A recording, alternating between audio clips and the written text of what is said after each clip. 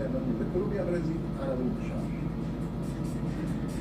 المنافس الانجليزي والنجاة يقود اسبانيا الى تجاوز ايطاليا والعبور الى نهائي بطولة اوروبا تحت 21 عاما بمباراة المانيا المتأهلة على حساب انجلترا بركلات الترجيح.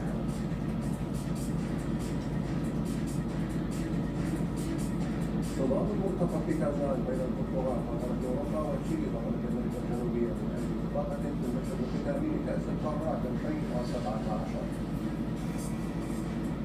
رئيس برشلونة جوزيب ماريا بارتوميو يبعث على تيم سبورتس برسالة ممهلة لأنصار النادي الكتالوني بخصوص الصفقات التي ستجريها الإدارة الرياضية في سوق الانتقالات الصيفية.